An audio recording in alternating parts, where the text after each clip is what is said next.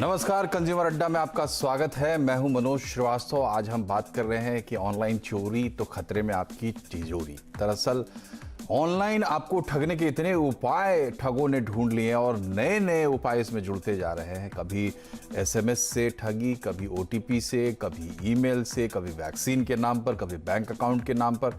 तो ये ठगी की जो वारदातें हैं ये लगातार बढ़ती रही है, जबकि दूसरी तरफ से प्रयास कम से कम जागरूकता के हर तरफ से हो रहे हैं और सरकार या पुलिस भी अपने तरीके से एक्शन करने की कोशिश करे। फिर भी ये रुकते क्यों नहीं?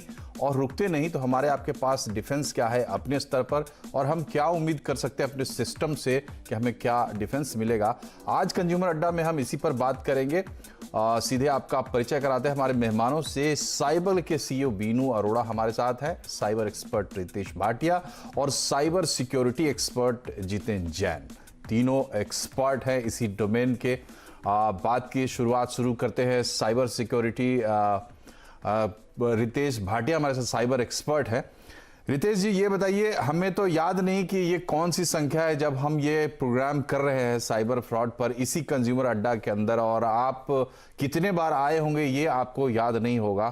तो दरअसल कमजोर कड़ी कहाँ है जिसके चलते बार बार हम ये करने में मजबूर हो रहे हैं? Thank you for having me on your show. It is always a pleasure आपके CNBC आवाज पे आके इतना अवेयरनेस करने का मौका मिलता है। तो कमजोर कड़ी यहाँ पर है कि हमारा जैसे जो हम डिजिटली जितना आगे बढ़ रहे हैं उतना ही, लेकिन हम अवेयरनेस के हिसाब से हम उतना आगे नहीं बढ़ रहे हैं मनोज जी। तो नवी नवी चीजें आ रही हैं, बहुत सारे नए ऐप्स आ रहे हैं, नए तरीकों के फ्रॉड्स भी उस हिसाब से हो रहे हैं। और इसी के कारण क्या हो रहा है कि क्योंकि अवेयरनेस नहीं है, इसी के मैं यही बोल सकता हूँ कि ये हमारी सबसे कमजोर कड़ी है। और जो शुरुआत जिससे हुई थी कि हमें ये सारी चीजें शेयर नहीं करनी है, अभी भी अगर आप देखेंगे कहीं ना कहीं हम बेवकूफ बन रहे हैं और कहीं ना कहीं वो झांसे में आ जाते हैं और हम शेयर कर देते हैं। भले वो अपना आधार नंबर हो, ओटीपी हो या कुछ भी हो, हम शेयर कर रहे हैं। तो अगर आप देखेंगे तो हमारे जो खिलाड़ी लोग हैं, जो हमारे जो फ्रॉडस्टर्स है, ये हमसे हमेशा 10 कदम आगे हैं, लेकिन हम कुछ भी नहीं कर रहे हैं कि हम उतनी उतनी जागरूक रहे और उतना हमारा अवेयरनेस रहे। मनोज जी। जी जितेंद्र, आपसे हम ये जानना चाहेंगे कि देखिए, जो साइबर वर्ल्ड में जो हमारे खतरे हैं डिजिटल वर्ल्ड में, उसमें एक तो है कि टेक्नोलॉजी, अगर सामने से हमें कोई टेक्नोलॉजी का इस्तेमाल करके हमें ठगता है, यानी कि कोई ऐसा उनका एल्गोरिदम हो जो हमें धोखा दे दे, लेकिन यहाँ पर हमारा अपना लॉजिक फेल हो रहा है, या फिर कि साइबर सिक्योरिटी के लिहाज से यूजर के अलावा कोई और भी मैकेनिज्म डिफेंस का खड़ा किया जा सकता है?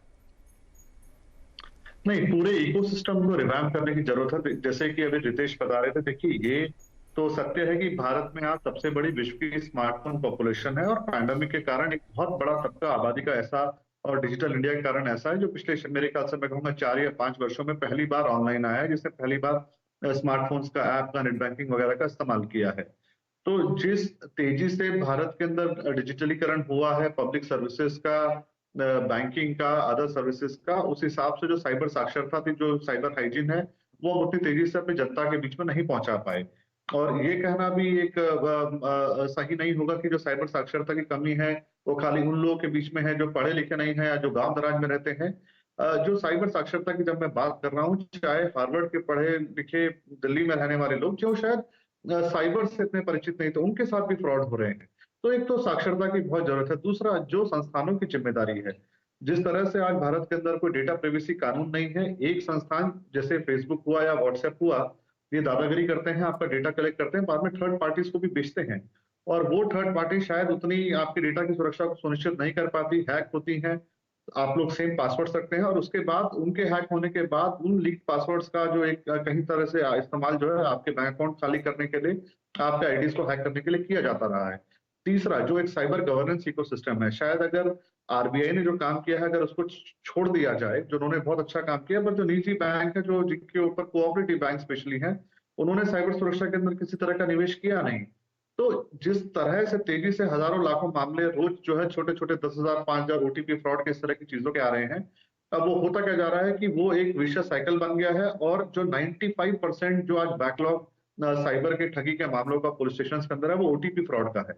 और जो कानून व्यवस्था है वो चरमरा रही है, इतना टाइम नहीं है सबके पास कि अब इसको छोटे छोटे केस को इन्वेस्टिगेट किया जाए। तो मुझे लगता है कहीं ना कहीं नीतिगत बदलाव ज्यादा जरूरी है। जी। फॉर एग्जाम्पल, अगर आपके मोबाइल पे कोई ओटीपी आ रहा है तो बैंक क्लियरली बताए कि ये पैसा देने के लिए है कि लेने के लिए।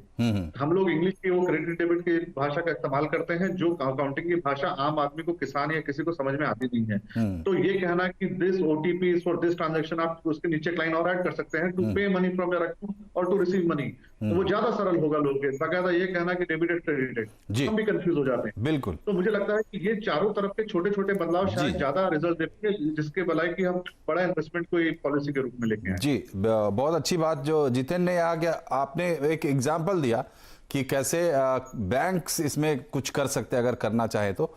हालांकि आरबीआई की भी बात की, आरबीआई ने पिछले दिनों ये निर्देश दिया है और एक राहत सी दी है कि अगर टाइमली आप इन्फॉर्म करते हैं वगैरह वगैरह वगैरह तो आप क्वालिफाई करते हैं कि आपका पैसा आपको मिल जाएगा।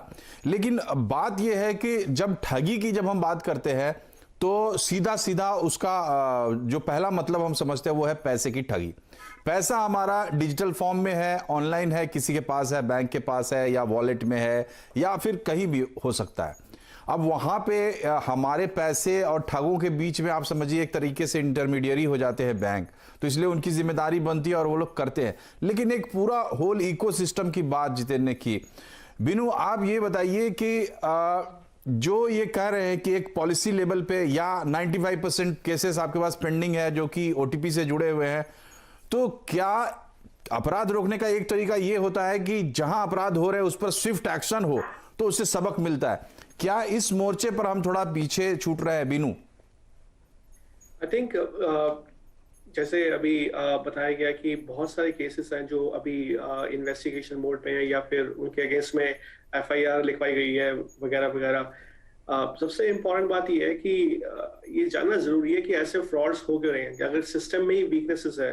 और कई तरह के अभी साइबर अटैक्स हम लोग ऑब्जर्व कर रहे हैं, जैसे एक बहुत ही ट्रेडिशनल अटैक है सिम स्वैपिंग का, कुछ टेलीकम्युनिकेशन प्रोटोकॉल से वीकनेसेस हैं, और अभी हाल ही में एक नए तरह का अटैक आया जिसमें आप $16 के अंदर एक अपने एसएमएस को रीड आउट कर सकते हैं किसी और सिम कार्ड के अंदर। तो ये जो एक सिस्टमैटिक इश्यूज है, जिस तरह से ओटीपी, स्पेशली ओटीपी को लेकर जहाँ पे ठगी करी जा रही है, उन वीकनेसेस को आइडेंटिफाई करना और एड्रेस करना बहुत इंपॉर्टेंट है। जैसे कि अभी बोला गया कि इतने सारे जो फ्रॉड से केसेस आ रहे हैं वो ज्यादातर फाइनेंशियल फ्रॉड्स हैं और वो लिंक्ड आपके ओटीपी से हैं। तो अगर उन सिस्टम्स को, अगर सॉरी उन वीकनेसेस को अगर आपने उनको एड्रेस नहीं किया तो ये तो बढ़ते ही रहेंगे, नंबर 1। नंबर 2, जो एग्जिस्टिंग आपके फ्रॉड के केसेस हैं इनको एड्रेस करना इतना इजी नहीं होता है, क्योंकि ये जो फ्रॉड्स हो रहे हैं ये क्रिमिनल्स आपको ऐसे, जो फिजिकल क्राइम होता है और साइबर क्राइम में बहुत फर्क होता है। और साइबर क्राइम में किसी को ट्रेस करना ऐसे अटैक्स के लिए वो इतना सिस्टम हमारे एडवांस नहीं हो पाया अभी तक। तो इसीलिए जो एक साइबर हाइजीन, कहते हैं बचाव ही सबसे बड़ा आपका डिफेंस हो सकता है। आप अपनी हाइजीन को मेंटेन करिए ताकि आपके ऊपर कम से कम अटैक्स हो। एक जो मैं एक चीज रेस करना चाहूंगा, बहुत सारी थर्ड पार्टीज और एसएमएस गेटवेज आज मार्केट में उपलब्ध है, जिसका इस्तेमाल कई बैंक्स कर रहे हैं, कई सारे टेक्नोलॉजी कंपनीज कर रही हैं। और हम जो ऑब्जर्व कर रहे हैं, साइबर की रिसर्च ही ऑब्जर्व कर रही है, हैकर्स उन एसएमएस गेटवेज को, specially third party SMS gateways को कंटिन्यूसली टारगेट कर रही है, उनके ओटीपीज को रीडायरेक्ट करने के लिए दूसरे नंबर्स पर जी। और ऐसे एक आप ठीक कह रहे हैं, ऐसे कुछ इंस्टांसेस जो है फॉरेन में रिपोर्ट भी किए गए हैं। तो हम ये समझना चाहते हैं, जितेन आप ये बताइए कि हर बात में हम कहते हैं कि भाई अमेरिका में ये होता है, चाइना में ये होता है, फला देश में ये होता है, उसमें ये होता है।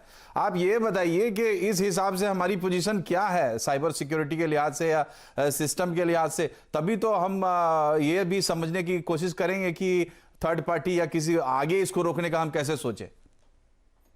देखिए, हमारी चुनौतियां उनसे बहुत अलग है। ये विश्व की एक सबसे बड़ी आबादी है और आबादी के अंदर एक समानता नहीं है। गांव दराज में लोगों के पास 40% आबादी का बैंक अकाउंट भी नहीं थे जो जनधन के रूप में अकाउंट खुले हैं। तो अब जो पहली बार व्यक्ति बैंकिंग सिस्टम के अंदर आया है और जिसको पहली पीढ़ी में स्मार्टफोन मिल रहा है या 3-4 साल के अंदर, तो वो शायद ज्यादा वनरेबल है जब वो स्मार्टफोन का, बैंकिंग का या डेबिट कार्ड्स वगैरह का इस्तेमाल करेगा।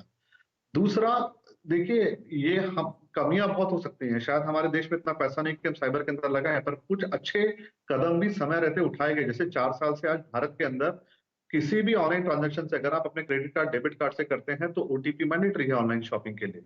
और इससे बहुत बड़ा फायदा हुआ, कम से कम क्रेडिट कार्ड फ्रॉड्स को लेकर आरबीआई ने जो दिशा निर्देश सारे बैंक्स को दिए कि कोई भी क्रेडिट कार्ड बिना ओटीपी के काम करेगा नहीं डेबिट कार्ड ट्रांजैक्शन के लिए। मगर उसका नुकसान ये है कि वो खाली भारत की साइटों पे चलता है, क्योंकि आरबीआई के दिशा निर्देश वहीं पे लागू है। जो फॉरेन वेबसाइट्स हैं, फॉरेन में कोई टिकट वगैरह बुक करनी है तो वो बिना ओटीपी के हो जाती है। तो आरबीआई जितना कर सकता है वो कोशिश कर रहा है, मगर आप देखिए इतने बड़े देश के अंदर जहां सहकारी बैंक है, छोटे बैंक है, उस चीजों को एनफोर्स करा देना, लागू करा देना एक बहुत बड़ा चैलेंज है। उस हिसाब से मैं कहूंगा कि भारत के अंदर अब इस समय पॉलिसी की कमी नहीं है, एक विल की कमी है।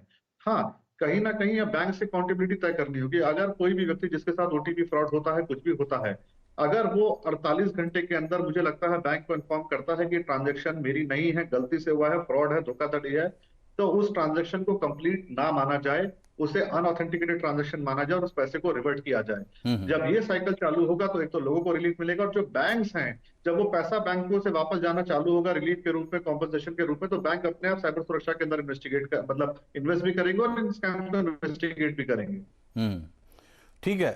बैंक्स को ज़रूरत पड़ेगी और बैंक्स को करना पड़ेगा, क्योंकि उनका खर्च होगा, उनका पैसा जाएगा, डबल पैसा वो भरेंगे एक ही ट्रांजैक्शन के बदले में, ये बैंक्स की आफत होगी। लेकिन जो अभी जो मोडस ऑपरेंडाई है, एक बड़ा ही कहते हैं ना कि चोर जो है वो सिपाही से 10 कदम आगे होते हैं, तो एक सेंस ऑफ बैलेंस भी इन लोगों ने रखा हुआ है। छोटे छोटे ट्रांजैक्शंस करवाते हैं, कभी आरबीआई का बड़ा अमाउंट अगर ये उड़ा लें तो शायद इनके पीछे पूरे देश का महकमा लग जाएगा, लेकिन ये 10,000 रुपये, 5,000 रुपये, 1,000, 2,000 रुपये गरीब आदमी का अभी उड़ा रहे हैं, लेकिन कल को नहीं उड़ाएंगे। इस बात की क्या गारंटी है? क्या ये बड़े खतरों के लिए भी एक घंटी है, रितेश भाटिया? जी मनोज जी, मतलब अगर आप देखेंगे ना तो पूरे अपने देश में, देश विदेश, साइबर क्राइम अगर आप देखेंगे ना तो काफी एक ऑर्गेनाइज गैंग्स भी होते हैं ये लोग। ये ऐसा नहीं है कि एक कोई एक इंडिविजुअल बच्चा बैठ के चलो वो कर रहा है, वो ये छोटे मोटे करता है। लेकिन जहां अगर हम बड़ी चीजों की बात करें तो वहां पर ये काफी सारी ये ऑर्गेनाइज गैंग्स है और उसके अंदर लाखों ही जाते हैं। जैसे आज सुबह ही मेरे को एक पर्टिकुलर कंप्लेन आया है जिसमें एक लेडी का, मतलब जिसको हम लोग बोलते हैं रोमांस स्कैम इसे कहा जाता है, कि कोई बाहर वाला वो प्रिटेंड कर रहा था कि वो यूके का डॉक्टर है और उसने उसको इस हिसाब से ठगा कि उस लेडी के 12.5 लाख रुपए जा चुके हैं। तो ये कोई एक छोटा अमाउंट नहीं हुआ है। दूसरा हुआ था जहाँ पे सिम स्वैप का फ्रॉड हुआ था, बॉम्बे में ही काफी न्यूज में भी था। वहां पे भी जाके ये 3.25 करोड़ रुपए उनके गए हुए हैं। तो ऐसा नहीं है कि ये सिर्फ कि ये छोटे सिर्फ 5,000 10,000 की बात हो रही है। जब भी हम बिजनेस ईमेल कॉम्प्रोमाइज स्कैम की भी बात कर रहे हैं तो इसके अंदर जो बिजनेसेस है उनको एक पर्टिकुलर ईमेल आ जाता है कि हमारा ये पर्टिकुलर बैंक अकाउंट में आप पैसा मत भेजिए, कुछ प्रॉब्लम चालू है पर्टिकुलर बैंक में। जैसे कोरोना के टाइम पे भी काफी हुआ था, आप हमारे लंदन वाले ब्रांच में भेजिए। और यहाँ पर एक हमारे जैसे क्लाइंट है, उनके 7 लाख यूरोज गए हैं, तो आप समझ सकते हैं वो कितने इंडियन रुपीज में होंगे। तो ये खाली छोटी छोटी चीजों की बात नहीं है, ये काफी बड़े लेवल पे भी हो रहा है मनोज जी। जी, तो बड़े भी मामले हो रहे हैं, लेकिन अभी तक जो कुछ भी है इंडिविजुअल लेवल पे हम देख रहे हैं, जिसकी हम बात कर रहे हैं। तो इंडिविजुअल लेवल पे अभी जैसे कोरोना की बात आती है तो हम कहते हैं कि भाई हैंड हाइजीन का ख्याल रखिए, हाथ धोते रहिए, मास्क पहने रखिए, सोशल डिस्टेंस मेंटेन कीजिए। लगभग उसी तरह की कुछ बात यहाँ पर भी है। यहाँ वायरस भले ना हो, लेकिन फ्रॉडस्टर्स जो हैं उनसे बचने के लिए भी ऐसे ही कुछ टिप्स हम बताते हैं। तो बाहर व्यवस्था में क्या परिवर्तन होना चाहिए, इस पर हमने बातचीत कर ली। अब हम एक्सपर्ट टिप्स लेंगे अपने एक्सपर्ट से, बुनियादी बातें कि अगर किसी को बताना हो तो क्या बताएंगे। आपके पास समय है, आप सोच लीजिए, तब तक मैं एक छोटा सा ब्रेक लेता हूं, तुरंत हाजिर होते हैं।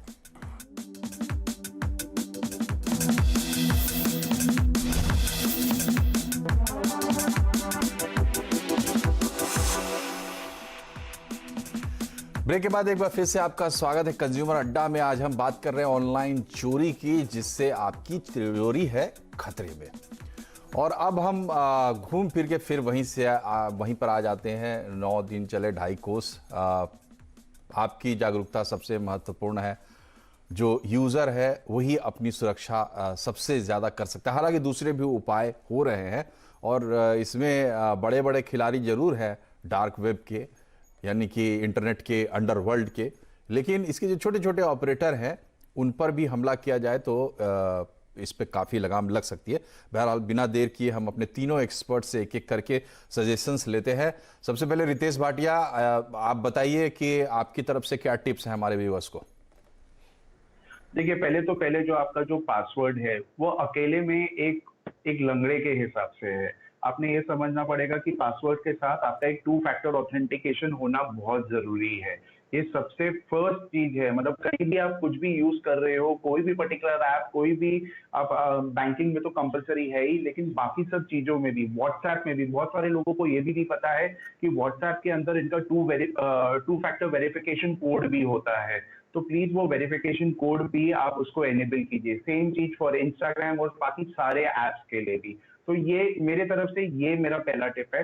सेकंड चीज मैं ये कहूंगा कि कोई भी जैसे आप फाइल्स वगैरह मत ऐसे डाउनलोड कीजिए, क्योंकि अगर आप ज्यादा करके जैसे आप लैपटॉप यूजर्स है, कंप्यूटर, तो रैंसमवेयर का जो खतरा है वो बहुत ज्यादा सोफिस्टिकेटेड होता जा रहा है और वो बेटर होता जा रहा है।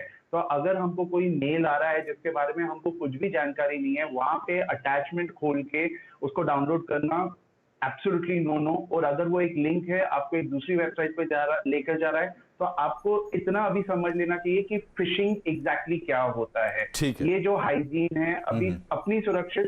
ठीक है रितेश, आप बीनू अरोड़ा को भी मौका देते हैं कि वो भी अपने कुछ खास टिप्स बताए जो रितेश ने बताया, उसके अलावा बीनू।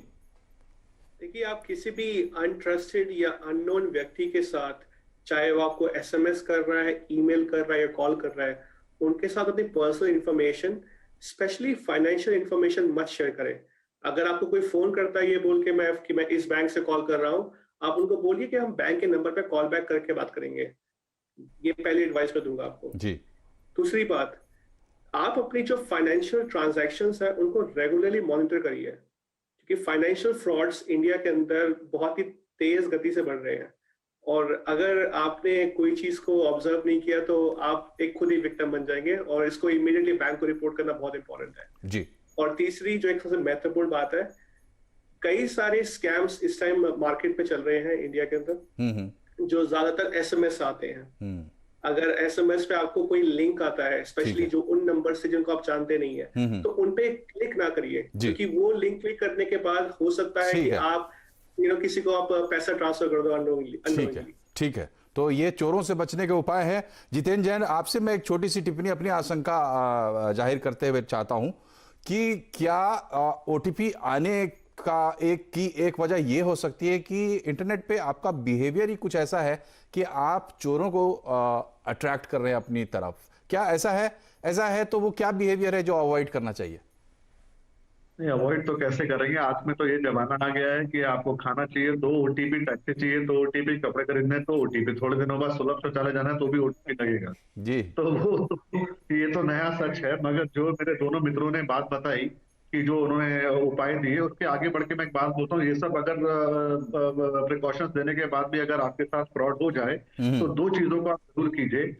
तुरंत 24 घंटे के अंदर अंदर, आप नहीं अगर जा पा रहे हैं, जहां कहीं भी हैं हिंदुस्तान में है नहीं है, बैंक को ईमेल जरूर कीजिए कि मेरे साथ फ्रॉड हुआ है, ये इतने अमाउंट का है, आप कार्यवाही कीजिए।